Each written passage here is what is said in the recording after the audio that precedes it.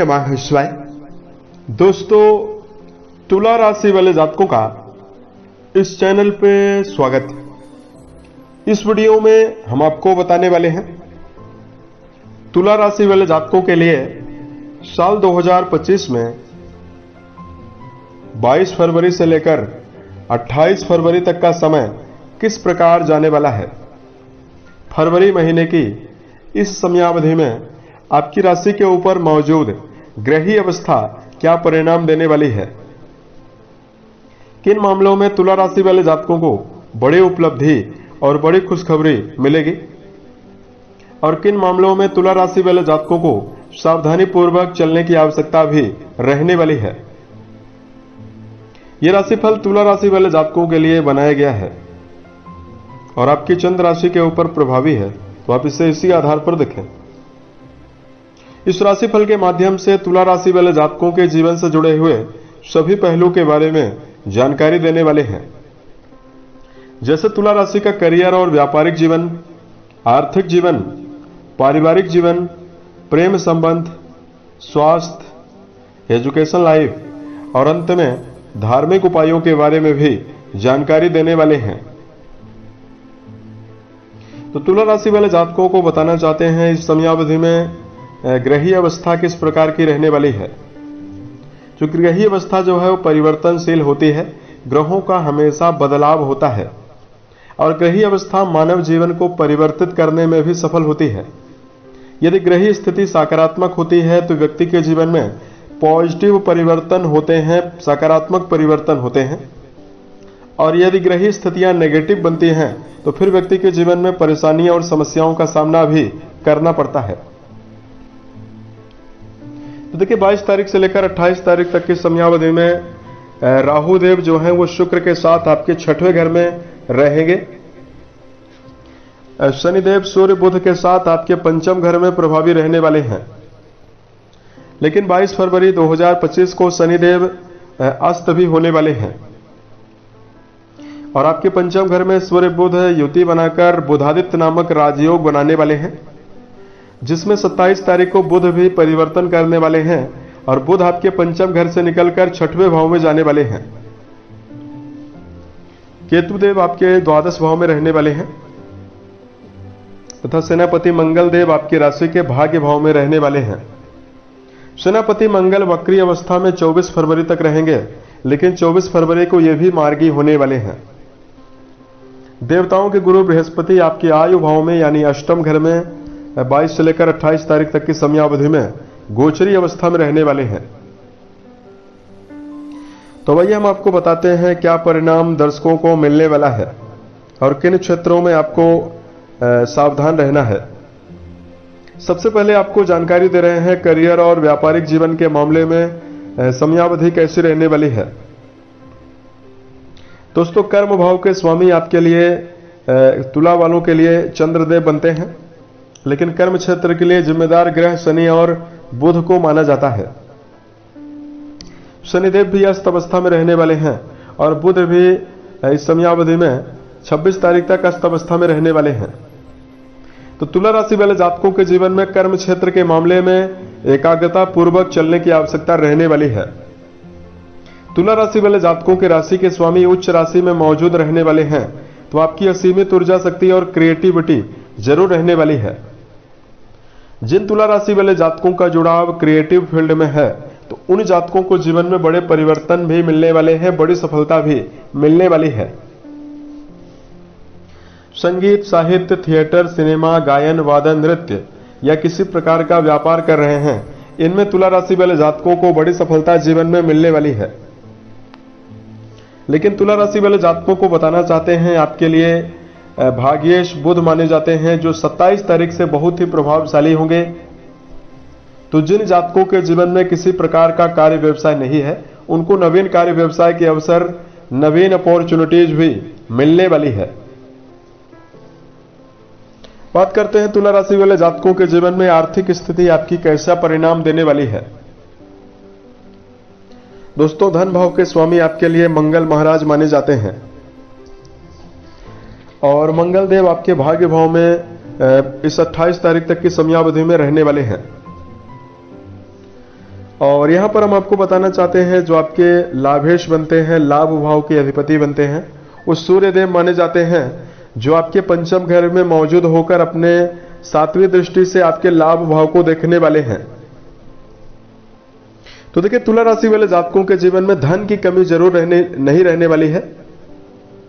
नवीन अवसर और आमदनी के मामले में लगातार वृद्धि आपको जीवन में इस समयावधि में दिखाई दे रही है।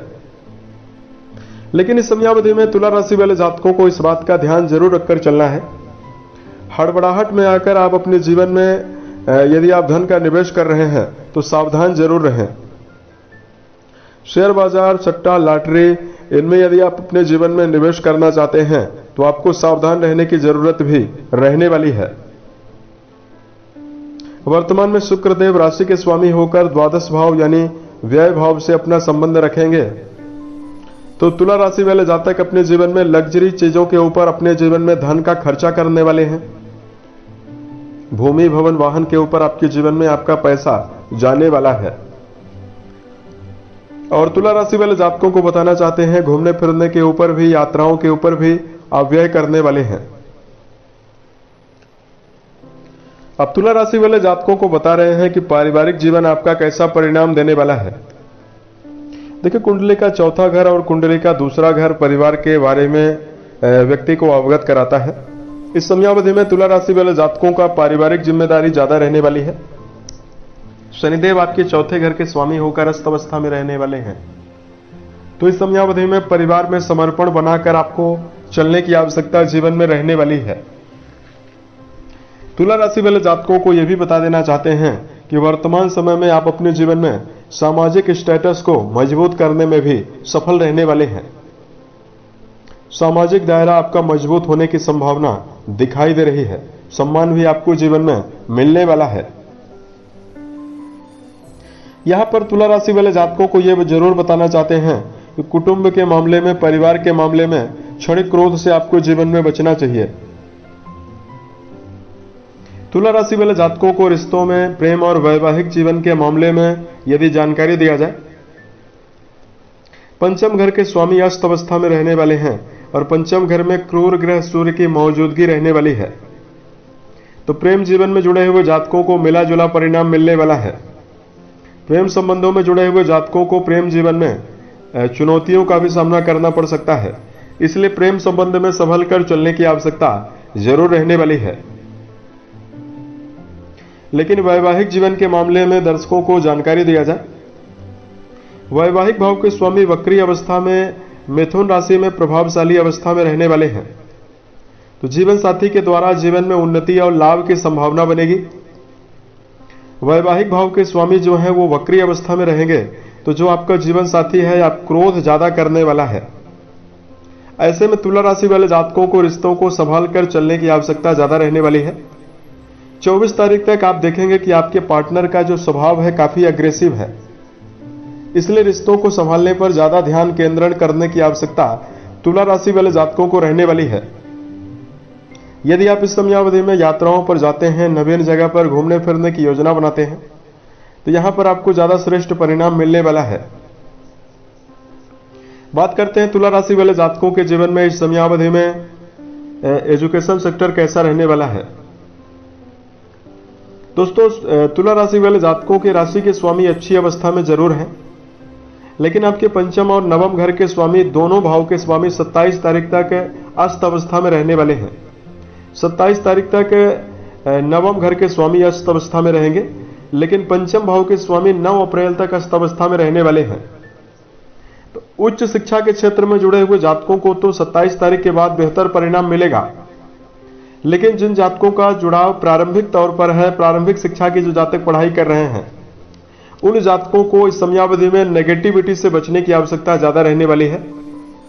नकारात्मक व्यक्तित्व के मित्र मंडलियों के साथ यदि आप जीवन में ज्यादा रहने का प्रयास करते हैं तो आपको नुकसान का भी सामना करना पड़ सकता है। शिक्षा के क्षेत्र में जुड़े हुए जातकों को इस समयावधि में मेडिटेशन करना चाहिए, एकाग्रता को बनाकर चलने की आवश्यकता जीवन में रहने वाली है। बात करते हैं तुला राशि वाले जातकों के जीवन में आपकी सेहत कैसा परिणाम देने वाली है। तो इस समयावधि में राशि के स्वामी अच्छी अवस्था में प्रभावी रहने वाले हैं और राशि के रोग भाव के स्वामी गुरु बनते हैं, जो भी आपके 8वें घर में रहने वाले हैं।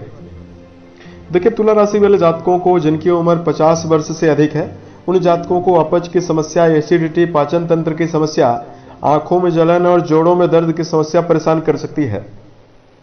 लेकिन जिन तुला राशि वाले जातकों की उम्र काफी यंग है, जवान है, राहु आपके 6वें घर में विराजित रहने वाले हैं, तो आपकी ऊर्जा शक्ति काफी ज्यादा प्रभावशाली रहने वाली है। ऐसे में इस समयावधि में सेहत में यदि आप बेहतर परिणाम चाहते हैं तो आपको व्यायाम करना चाहिए। उत्तम स्वास्थ्य के सृजन के लिए मेडिटेशन करना भी आपको बेहतर परिणाम देने वाला है। तुला राशि वाले जातकों को दिनचर्या व्यवस्थित बनाकर चलने की आवश्यकता रहने वाली है। सही समय पर सोना, सही समय पर जगना, रोजाना व्यायाम करना, ये सभी अच्छी आदतें जीवन में बेहतर परिणाम देने वाली है। इस समयावधि में तुला राशि वाले जातकों को यह भी बता देना चाहते हैं, किसी प्रकार का यदि आप शराब, मांस, धूम्रपान जैसे विषयों का यदि आप सेवन करते हैं तो आपको इससे बचने की आवश्यकता जीवन में रहने वाली है। अब देखिए, यहां पर हम आपको धार्मिक उपाय बता रहे हैं। तो सबसे पहले तुला राशि वाले जातकों को भगवान शंकर और मां पार्वती की आराधना करना बेहतर परिणाम देने वाला है। यदि आप महामृत्युंजय नामक मंत्र का जप करते हैं तो आपको बेहतर परिणाम मिलने वाला है। वर्तमान में इस समयावधि में राशि के स्वामी को बेहतरीन प्रभाव में लाने के लिए, शुभ प्रभाव अपने जीवन में लेने के लिए बेजुबान जानवरों में गायों के लिए हरे चारे का प्रबंध करना भी बेहतर परिणाम देने वाला है। और मन, वचन और कर्म के द्वारा तुला राशि वाले जातकों को किसी व्यक्ति को नुकसान नहीं पहुंचाना है। उम्मीद है ये जानकारी तुला राशि वाले जातकों को बेहतर लगी। बताई गई जानकारी आपको कैसी लगी आप हमें जरूर बताएं। मिलते हैं एक नए वीडियो में, तब तक के लिए आप अपना ख्याल रखें। ओम नमः शिवाय।